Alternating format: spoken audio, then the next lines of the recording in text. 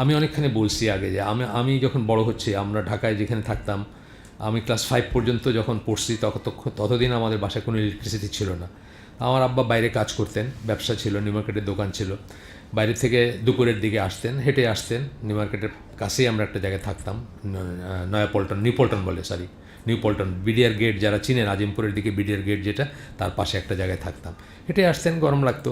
আমার আম্মাকে দেখতাম দোজ ডেজ আগেই মাটির কলসির পানি দিয়ে এক গ্লাস লেবুর শরবত বানায় রাখতেন। আগেই আব্বা ঘরে আসতেছেন, যে সময়টা এস্টিমেটেড টাইম, সেই সময় আব্বা আসলেন, জামাটা দিলেন আম্মার হাতে, সেটা আম্মা ঝুলায় রাখলেন কিছুতে, তারপরে একটা হাত পাখা নিয়ে দাঁড়াইলেন, শরবতটা হাতে তুলে দিলেন, হাত পাখা দিয়ে বাতাস করলেন। আপনি চিন্তা করেন, এটা আজকাল কল্পনা করা যায়? খুব ডিফিকাল্ট না একটা ব্যাপার? আজকালকার যে ফ্যামিলির যে সেট আপ আমাদের, এটা কিন্তু আমরা হারায় ফেলতেছি, এবং হারায় ফেলতেছি দেখে আমাদের বন্ডিংটা লুজ হয়ে যাচ্ছে, আমাদের ফ্যামিলির বন্ধনটা লুজ হয়ে যাচ্ছে। শুধু হাজব্যান্ড ওয়াইফের কথা না, আমি অন্যান্য ব্যাপারেও বলবো। তো উনি আমেরিকান মেয়েদের বলতেছেন যে তোমরা, মানে ওনার যারা অডিয়েন্স তাদেরকে বলতেছে যে তোমরা ঘরের যত কাজই থাকুক দুপুরের ভিতর সব শেষ করে ফেলবা, শেষ করে বাচ্চাদের নিয়ে, যদি বাচ্চারা স্কুল থেকে ফিরে থাকে তাদেরকে নিয়ে খাওয়া দাওয়া করবা, খাওয়া দাওয়া করে একটা পাওয়ার ন্যাপ নিবা, মানে একটা ছোট্ট ঘুম নিবা। ঘুম থেকে উঠে নিজেকে পরিষ্কার পরিচ্ছন্ন করবা, গোসল করবা, অথবা যেভাবে পরিষ্কার পরিচ্ছন্ন করবা, হালকা প্রসাধন মাখবা এবং ফ্রেশ থাকবা। হাজব্যান্ড যখন অফিস থেকে বাসায় আসবে হাসি মুখে দরজাটা খুলবা। কোনো প্রবলেম থাকলে ঘরের, সেটা পরের জন্য রাখবা, তৎক্ষণাৎ বলবা না। আমরা সাহাবীদের কথা জানি না, ছেলে মারা গেছে কিন্তু বলেন নাই হাজব্যান্ড যখন ঘরে আসছে। জানেন তো এই গল্পটা, না? তালহা রাদিয়াল্লাহু আনহুর গল্প। ছেলে মারা গেছে এই কথা বলেন নাই, হাজব্যান্ড আসছে, হাজব্যান্ডকে কমফোর্ট করছেন।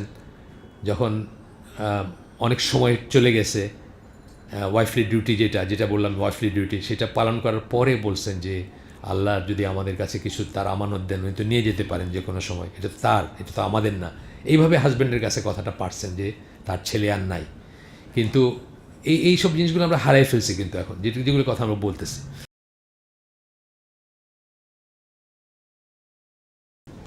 আজকের এই ইসিএসের আয়োজিত প্যারেন্টিং কোর্সের প্রথম বা একটা ধারাবাহিক প্রথম পর্বটা আজকে, সেটার আন্ডারে আমরা প্যারেন্টিং নিয়ে কিছু, বা সন্তান প্রতিপালন নিয়ে কিছু জিনিস শেখার চেষ্টা করব ইনশাআল্লাহ। এখানে প্রথমে একটা হাদিস দেখব আমরা, যে হাদিসটাতে, এটা দুইটা ভার্সন আছে, বুখারী মুসলিমের হাদিস। বড় ভার্সনটা আব্দুল্লাহ ইবনে ওমরের বর্ণনায় হাদিসটা, বড় ভার্সনটাতে অনেক কিছু আছে। ছোটোটা যেটা সংক্ষেপে সবসময় পাওয়া যাবে বা সবসময় পড়া হয়, সেটা হচ্ছে all of you are shepherds and all of you will be questioned concerning those under you. তোমরা সবাই হচ্ছে মেষপালকের মতো বা মেষপালক, তোমাদের প্রত্যেককে তোমাদের আন্ডারে যারা আছে তাদের ব্যাপারে জিজ্ঞাসা করা হবে।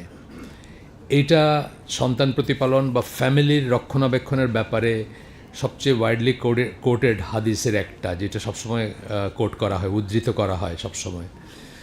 এর সাথে সাথে আরেকটা আসে, যেখানে আপনার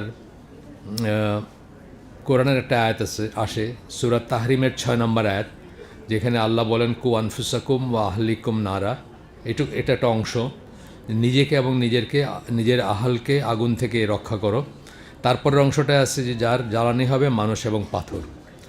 তো এই হাদিসটা এবং এই আয়াতটার কম্বিনেশন সাধারণত এই অভিভাবক হিসাবে আমাদের যে রোল, প্যারেন্ট হিসাবে, পিতামাতা হিসাবে যে রোল, যে ভূমিকা, সেটার ব্যাপারে এই দুটা, একটা আয়াত এবং একটা হাদিস উল্লেখ করা হয়ে থাকে, সাধারণত হয়ে থাকে আর কি।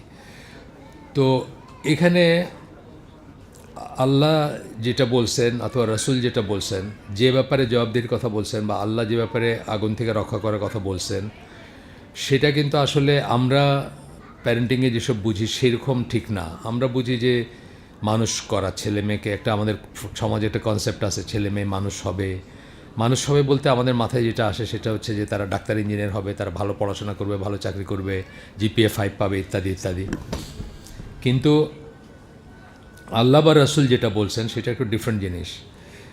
আগুন থেকে বাঁচানোর কথা যে বলছেন আল্লাহ, আগুন থেকে বাঁচাতে হলে আপনি আসলে কী করবেন বা কী করতে পারেন। তো সেখানে আমরা পরে আসবে আবার, সেখানে হচ্ছে যে আপনি তাকে আল্লাহর মতো করে আল্লাহকে রাজি খুশি করার চিন্তা করে তাকে ইসলামের উপরে বড় করবেন এবং ইসলামের উপরে যেন সে থাকে। আমরা আপনি জানেন হয়তো স্কুল চালাই, একটা স্কুলের 3টা শাখা আছে আমাদের। তো সেখানে আমাদের যখন জিজ্ঞেস করা হয় যে আপনাদের মোটো কী, আপনারা কী উদ্দেশ্যে স্কুল চালান, তখন আমরা বলি যে আমাদের বাচ্চারা যেন মুসলিম হয় এবং মুসলিম থাকে, এই দুইটা কথা বলি। মুসলিম হবে এবং মুসলিম থাকবে। বাবা মা মুসলিম হলেই কিন্তু বাচ্চারা অটোমেটিক্যালি মুসলিম হবে এমন কোনো কথা নেই, সন্তান অটোমেটিক্যালি মুসলিম হবে এমন কোনো কথা নেই। এই দিনটা আসলে প্রত্যেককে ইন্ডিভিজুয়ালি মুসলিম হইতে হবে।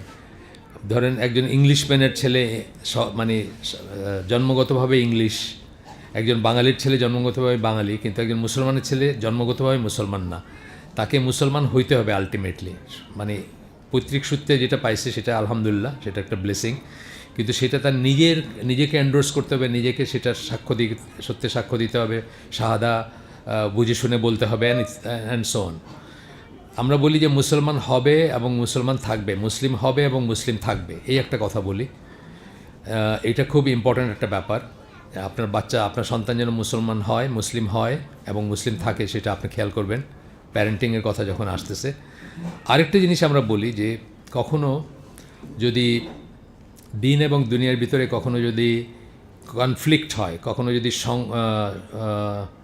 বৈপরীত্য দেখা দেয় বা কখনো যদি সংঘাত দেখা দেয়, দিন এবং দুনিয়া দুইটা রাখা যাচ্ছে না, ইউজুয়ালি এটা হয় না, কিন্তু কখনো যদি হয় তাহলে আপনার সন্তান যেন দিনটা রাখে এবং দুনিয়াটা ছেড়ে দিতে পারে, যদি ছাড়তে হয় অ্যাট অল। সে যেন দিনটা না ছাড়ে, সে যদি দুনিয়াটা ছাড়ে, দিনটা যেন রাখতে পারে। এইভাবে আমরা চাই যে আমাদের সন্তানদেরকে বড় করতে। তবে ওই কুয়ানফুসাকুম ওয়া আহলিকুম নারা, নিজেকে এবং নিজের আহালকে আগুন থেকে বাঁচাও, সেটার একটা দায়িত্ব পালন করা হবে। এই দায়িত্ব পালন করতে গেলে মানে যেটা বললাম যে আপনার আন্ডারে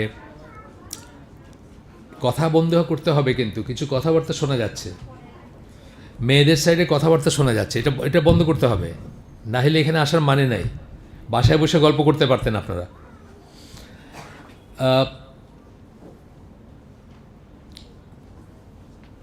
তো যেটা আমরা বলি যে এটা শুরু হবে কোথায়, এই যে ইসলামিক ওয়েতে আপনি বাচ্চা বড় করবেন, নিজেকে এবং নিজের আহালকে আগুন থেকে বাঁচাবেন, যেটা বললাম, এবং আপনি মেষপালকের মতো আপনাকে জিজ্ঞাসা করা হবে কিয়ামতের দিন আপনার আন্ডারে যারা ছিল তাদের ব্যাপারে, তাদেরকে কীভাবে বড় করছেন, তাদেরকে কীভাবে গাইড করছেন, এটা আপনাকে জিজ্ঞেস করা হবে। তো এই চিন্তা যদি আমরা মাথায় রাখি, তাহলে প্রথম দায়িত্বটা আসে সিলেকশন অফ স্পাউস।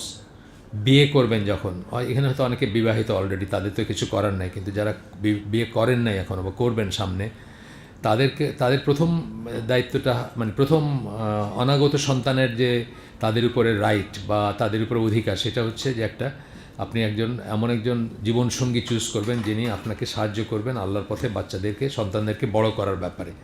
এই সিলেকশন অফ স্পাউসের কথা যখন আসতেছে, তখন আসতেছে যে 2টা হাদিসের কথা আমি বলি। একটা হাদিসে আল্লাহ রসুল সাল্লাহ সাল্লাম বলছেন যে 4টা জিনিসের জন্য মেয়েদেরকে বিয়ে করা হয়, 4টা জিনিসের জন্য মেয়েদেরকে পছন্দ করা হয় বা বিয়ে করা হয়। এটাতে বংশমর্যাদা, তার সম্পদ, তার রূপ এবং তার দিন। কিন্তু আল্লাহ রসুল সেখানে একটা কথা জুড়ে দিয়েছেন, কিন্তু দিনটাই হচ্ছে সবচেয়ে আগে অগ্রাধিকার পাবে। আর আরেকটা ইস্যু আসছে যে উল্টা মানে এটা তো ধরেন একটা মেয়েকে বিয়ে করার ব্যাপারে বলতেছেন, আর ছেলেদের ব্যাপারে সম্পৃক্ত একটা হাদিস আছে যেখানে বলতেছেন যে যখন কোনো দিনদার পাত্র বা সচ্চরিত্র কোনো পাত্র, দিনদার এবং সচ্চরিত্র, তার দিন এবং চরিত্র যদি আমাদেরকে মুগ্ধ করে, সে যদি আমাদেরকে প্রপোজ করে, তাহলে আমাদের মেয়েদেরকে আমরা যেন বিয়ে দিয়ে দিই তার সাথে। তা না হলে সমাজে বা মানে কমিউনিটিতে, সমাজে ফিতনা দেখা দিবে। এই দুইটাই কিন্তু আমরা আমাদের স্পাউস সিলেকশনের সময় মনে রাখি না, দুইটার কোনোটাই মনে রাখি না। আমরা প্রথমে বলি কিছুই চাই না, আমি তো বিয়ে শাদীর কাজ করি, প্রথমে আমরা বলি কিচ্ছু চাই না, শুধু দিন চাই।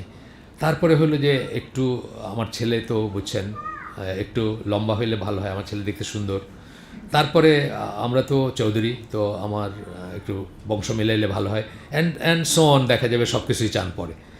এইসব আর তো বিয়ের সময় মনে রাখি না। একই কথা উল্টা দিকে, দিনদার পাত্র যতই দিনদার হোক, চরিত্র সচ্চরিত্র, কিন্তু তার তেমন একটা ইনকাম নাই, সাধারণত মেয়ের বাপরা পছন্দ করবে না আর কি। এটা রিয়েলিটি আর কি।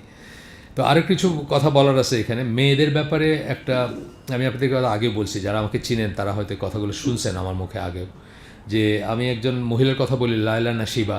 উনি পশ্চিমা দেশে ইসের আপনার দাওয়াতি কাজ করতেন। তো উনি ইয়াং মেয়েদের নিয়ে একটা সেশন করতেছেন, সেখানে বিয়ে শাদী নিয়ে কথা বলতেছেন। তো মেয়েদেরকে একটা কথা বলতেছেন যে তোমরা একটা জিনিস মনে রাখবা, যে তোমাদের হাজব্যান্ড তোমাদের ঘরের, তোমাদের সংসারের আমির হবে। যতই সুরা হোক, যতই ডিসকাশন হোক, যতই কনসালটেশন হোক, সবশেষে সে যেটা বলবে ওটাই ফাইনাল। তাহলে এমন মানুষকে বিয়ে করবা যাকে তোমরা ঘরের আমির হিসেবে মানতে পারবা। প্রত্যেক কথায় এইটা কেন, ওইটা কেন, এইটা না কেন, এইভাবে করবা না। সেরকম পার্সোনালিটিওয়ালা একজন পুরুষকে বিয়ে করবা যাকে তুমি তোমার এবং তোমার ঘরের হাউসহোল্ডের আমির হিসাবে মানতে পারবা। এটা কিন্তু খুব ইম্পর্ট্যান্ট একটা জিনিস। দেখা যায় যে আজকাল আমরা হয়তো একই লেভেলের পড়াশোনা করা বা যে কারণেই হোক, আমাদের মেয়েরা হয়তো মনে করে যে আমি ওর চেয়ে কম কি, যে জন্য বিয়ের পরে কিন্তু এই যেটা বলছেন উনি, যে ঘরের আমির, এই জিনিসটা কিন্তু আমরা মানতে পারি না, মেয়েরা মানতে পারে না অনেক ক্ষেত্রে, এবং এখান থেকে সমস্যা শুরু হয়। তো একজন মেয়ের বিয়ে করার আগে অন্য সব কিছুর সাথে এই জিনিসটা চিন্তা করা উচিত যে সে যাকে বিয়ে করতেছে সে তার ঘরের আমির, তার পারমিশন ছাড়া সে ঘর থেকে বাইরে হতে পারবে না। বটম লাইন বলতেছে, আমি বলতেছি না যে এটা ঘটবে সবসময়, কিন্তু তার পারমিশন ছাড়া সে ঘর থেকে বাইরে হতে পারবে না, ঘরের বাইরে যেতে পারে না, এবং তার পারমিশন ছাড়া সে বাইরের কাউকে ঘরে ঢুকতে দিতে পারে না, এমনকি নিজের বাবাকেও পারে না। যদি হাজব্যান্ড বলে যে আমি চাই না তোমার আব্বা আমার বাসায় আসুক, যেটা খুব নিষ্ঠুর জিনিস, যেটা পছন্দনীয় জিনিস না। আল্লাহ রসুল বলছেন বিদায় হজের মাঠে যে তারা তোমাদের ক্যাপটিভ, কৃতদাসীর মতো। এটা বোঝাইতে গিয়ে এই কথাগুলো বলছেন যে তারা এইভাবে বাধিত তোমাদের কাছে, তাদের প্রতি ভালো আচরণ করবা, ভালো ট্রিট করবা। কিন্তু বটম লাইন হচ্ছে এটা, যে একজন মহিলা বা একজন মেয়ে, বিবাহিতা মেয়ে, তার হাজব্যান্ডের পারমিশন ছাড়া ঘরে বাড়ি যেতে পারে না। যদি হাজব্যান্ড বলে নো, আমি চাই না তুমি ঘরে বাড়ি যাও, আবার আপনার কাউকে ঘরে ঢুকতে দিতে পারে না। তো এই পর্যায়ের সাবমিশন চাওয়া হয়েছে। যদিও আমি বলতেছি যে এটা নর্মাল না, একজন হাজব্যান্ড তার ওয়াইফকে এইভাবে রেস্ট্রিক্ট করবে, এটা কিন্তু কখনোই মানে সজ্জনের পরিচয় না। কিন্তু এটা বটম লাইন। এই কথাটা মনে রেখে উনি সাবমিট করতে পারবেন কিনা, নিজের ঘরের আমির মনে করতে পারবেন কিনা, তার কথাগুলো শুনতে পারবেন কিনা, তাকে রেসপেক্ট করতে পারবেন কিনা, এইসব চিন্তা করে স্পাউস সিলেকশন করা উচিত। তো সেটা যখন একসময় হইল, তারপরে ফ্যামিলির ভিতরে একটা হেলদি ফ্যামিলি রিলেশন থাকতে হবে। অর্থাৎ ঘরের ভিতরে যখন আসলেন, বিয়ে যখন হইল বা সংসারটা যখন বড় হচ্ছে, সকলের ভিতরে একটা সুন্দর সম্পর্ক থাকতে হবে। এই সম্পর্ক থাকা বলতে আসলে কী বোঝায়? যেমন আমি একটা উদাহরণ দিই। আমি অনেকখানি বলছি আগে যে আমি যখন বড় হচ্ছি, আমরা ঢাকায় যেখানে থাকতাম, আমি ক্লাস 5 পর্যন্ত যখন পড়ছি ততদিন আমাদের বাসায় কোনো ইলেকট্রিসিটি ছিল না। আমার আব্বা বাইরে কাজ করতেন, ব্যবসা ছিল, নিউ মার্কেটের দোকান ছিল। বাইরে থেকে দুপুরের দিকে আসতেন, হেঁটে আসতেন। নিউ মার্কেটের কাছেই আমরা একটা জায়গায় থাকতাম, নিউ পল্টন বিডিআর গেট, যারা চিনেন আজিমপুরের দিকে বিডিআর গেট যেটা, তার পাশে একটা জায়গায় থাকতাম। হেঁটে আসতেন, গরম লাগতো। আমার আম্মাকে দেখতাম দোজ ডেজ আগেই মাটির কলসির পানি দিয়ে এক গ্লাস লেবুর শরবত বানায় রাখতেন। আগেই আব্বা ঘরে আসতেছেন, যে সময়টা এস্টিমেটেড টাইম, সেই সময় আব্বা আসলেন, জামাটা দিলেন আম্মার হাতে, সেটা আম্মা ঝুলায় রাখলেন কিছুতে, তারপরে একটা হাত পাখা নিয়ে দাঁড়াইলেন, শরবতটা হাতে তুলে দিলেন, হাত পাখা দিয়ে বাতাস করলেন। আপনি চিন্তা করেন, এটা আজকাল কল্পনা করা যায়? খুব ডিফিকাল্ট না একটা ব্যাপার? আজকালকার যে ফ্যামিলির যে সেট আপ আমাদের, এটা কিন্তু আমরা হারায় ফেলতেছি, এবং হারায় ফেলতেছি দেখে আমাদের বন্ডিংটা লুজ হয়ে যাচ্ছে, আমাদের ফ্যামিলির বন্ধনটা লুজ হয়ে যাচ্ছে। শুধু হাজব্যান্ড ওয়াইফের কথা না, আমি অন্যান্য ব্যাপারেও বলবো। আমি একজন আমেরিকান মহিলা, আমাদের একটু বড় হবেন বয়সে, তার একটা লেখা ওয়াইফলি ডিউটিজ একটা লেখা ছিল আটলান্টিক ম্যাগাজিন খুব প্রেস্টিজিয়াস ম্যাগাজিন আমেরিকাতে। তো উনি আমেরিকান মেয়েদের বলতেছেন যে তোমরা, মানে ওনার যারা অডিয়েন্স তাদেরকে বলতেছেন যে তোমরা ঘরের যত কাজই থাকুক, দুপুরের ভিতর সব শেষ করে ফেলবা। শেষ করে বাচ্চাদের নিয়ে, যদি বাচ্চারা স্কুল থেকে ফিরে থাকে, তাদেরকে নিয়ে খাওয়া দাওয়া করবা। খাওয়া দাওয়া করে একটা পাওয়ার ন্যাপ নিবা, মানে একটা ছোট্ট ঘুম নিবা।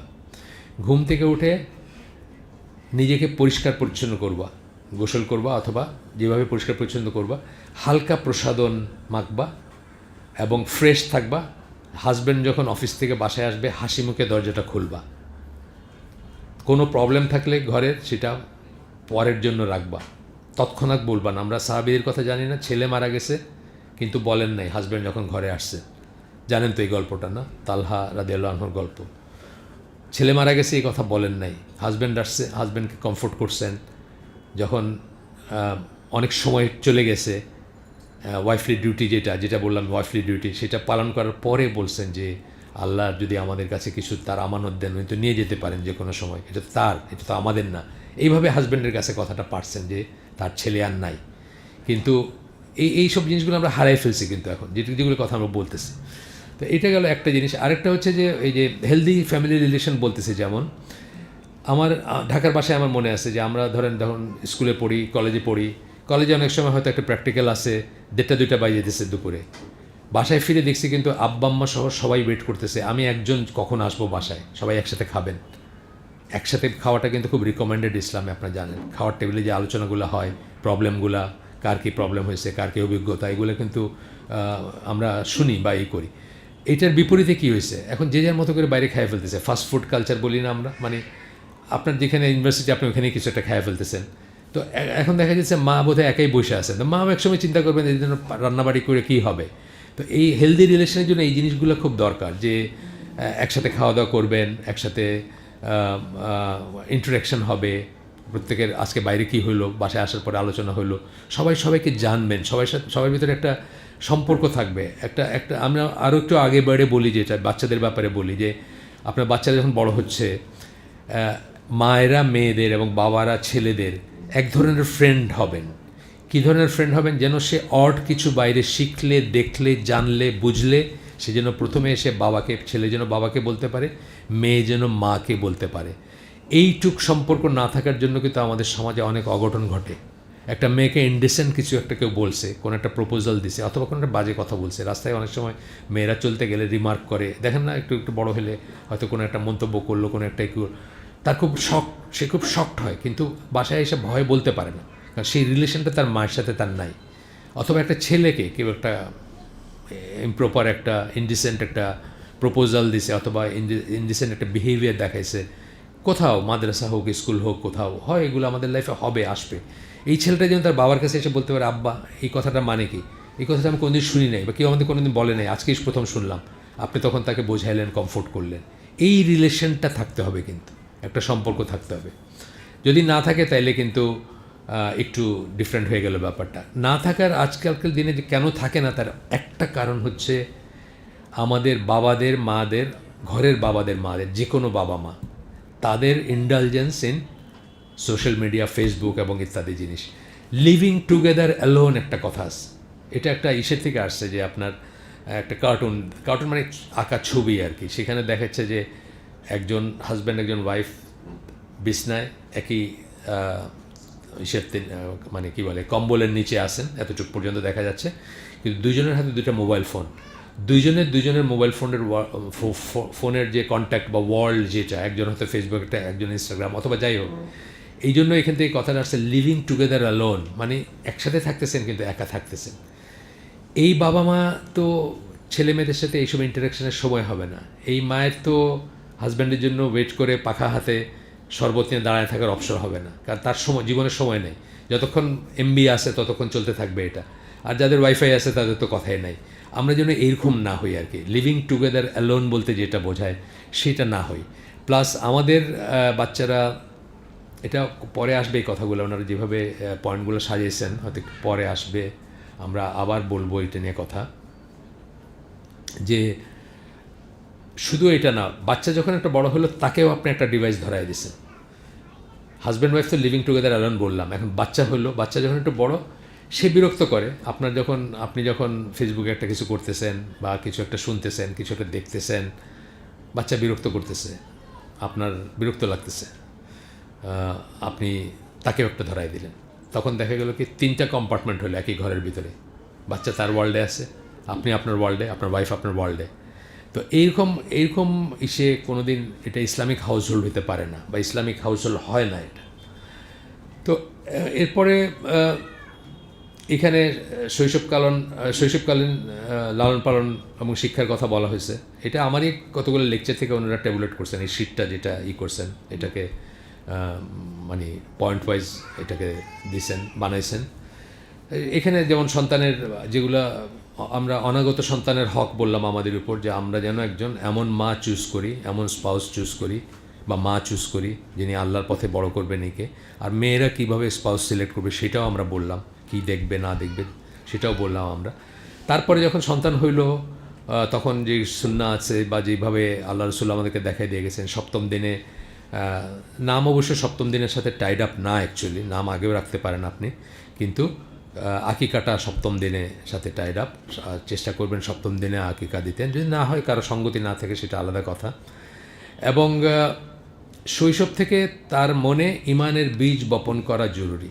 এই কথাটা আমি বলি যে একবার শাহজালাল ইউনিভার্সিটিতে কম্পিউটার সায়েন্সে পড়ে একটা ছেলে, তার বাবা আমাকে খুব বিচলিত হয়ে, ওনারা ঢাকায়, সিলেটি না, ঢাকায় থাকেন, খুব বিচলিত হয়ে আমাকে একটা কতগুলো প্রশ্ন দিলেন আর কি। কী প্রশ্ন? পিডিএফ একটা সে দিলেন ফাইলে, নাস্তিকতার প্রশ্ন আর কি। আল্লাহ এরকম কেন, আল্লাহ এরকম কেন, তো দুনিয়া এরকম কেন, তো এরকম কেন, আছে না কিছু প্রশ্ন যেগুলো নাস্তিকরা ইউনিভার্সিটি কলেজের বা যারা ইসলাম সম্বন্ধে জানে না তাদের টার্গেট করে কতগুলা প্রশ্নের সেট বানায় যেন এরা ইমান হারায় ফেলে, সেরকম কিছু প্রশ্ন দিয়ে দিলেন। তো ওগুলোর উত্তর দিতে বললেন আমাকে। আমি বললাম যে এই প্রশ্ন কোত্থেকে আসছে, যে আমার ছেলে শাহজালালে পড়ে, ওইখান থেকে ওই ফ্রেন্ডরা দিছে আর কি প্রশ্ন। আমি বললাম যে আপনি ছেলেকে শাহজালালে পাঠাইছেন, ইন্টারমিডিয়েট পাস করাইছেন, আপনি ইমানের টিকা দিয়ে পাঠান নাই? মিনিং তার মিনিমাম ইমানের জ্ঞানটা তো থাকতে হবে। ইমান কাকে বলে, আকিদা কাকে বলে, তৌহিদ কাকে বলে, এই জ্ঞানটা তো মিনিমাম থাকতে হবে। আমি বললাম ইমানের টিকা বলতে আমি বোঝাইছি যে একটা ছোট বাচ্চা যখন 6 মাস বয়স, তাকে যখন আমরা উঠানে ছাড়ি অথবা খেলতে দেই মেঝেতে বা বাইরে যাইতে দেই, তার আগে কিন্তু আমরা কিছু ইমিউনাইজেশন করি, কিছু টিকা দিই আমরা, যেন মানে খুব স্বাভাবিকভাবে যে রোগগুলা ছড়ায় আসে সেগুলো যেন না হয়। তা আমাদের বাচ্চাকে আমরা যখন পৃথিবীর পথে ছাড়বো, তার আগে আমরা তাকে তৌহিদের টিকা দিব, ইমানের টিকা দিব, যেন একটু কিছু কেউ বললো সাথে সাথে তার ইমান নিয়ে টানাটানি পড়ে না যায়। একটা সলিড ফাউন্ডেশন দিয়ে দিব তাকে। আমাদের বাবা মারা যেটা দেন নাই, আনফর্চুনেটলি দেন নাই, আল্লাহ তাদেরকে মাফ করুন, তারা জানতেন না হয়তো, তারা দেন নাই। তারা আমাদেরকে নামাজ রোজা শিখাইছেন এবং কোরআন পড়তে শিখাইছেন, বাস মনে করছেন দিন হয়ে গেছে। নামাজ রোজা আর কোরআন পড়ার দিন না, দিন তো একটা ওয়ে অফ লাইফ। এটা সম্বন্ধে যেমন ধরেন কথার কথা আমি বলি, যেমন ইমান বিনষ্টকারী বিষয়, এটা আমি হয়তো 40 বছর বয়সে শুনছি, পয়লা এই কথাতেই শুনছি 40 বছর বয়সে। তারপরে ধরেন আপনার আল ওয়ালা ওয়াল বারা, যেটা বলা হয় যে মানে ফরজ বা ওয়াজিব, এটা হয়তো আমি 50 বছর বয়সে প্রথম শুনছি। তাই এরকম প্রায়োরিটির অনেক জিনিস আছে যেগুলো আমাদের দেশে কখনো আলোচনায় আসে না, হুজুর রেখা পড়াইলে আসে না। এইগুলো বাবা মা যদি নিজেরা কনসাস হন, তাহলে তারা সেইভাবে বাচ্চাদেরকে ছোটোবেলা থেকে ট্রেন আপ করবেন। ফার্স্ট কাম ফার্স্ট, যেটা প্রথমে আসবে সেটা প্রথমেই করবেন। এ সম্বন্ধে আরও কথা বলবো আমরা কিছু। এখানে একটা আয়াত এবং একটা হাদিস আমি একটু করে দেখি আপনাদের সাথে শেয়ার করি। এটা হচ্ছে সূরা রুমের 30 নম্বর সূরার 30 নম্বর আয়াত। এখানে যেটা বলতেছেন, আমি আবু বকর জাকারিয়া ভাইয়ের বাংলাটা পড়ি।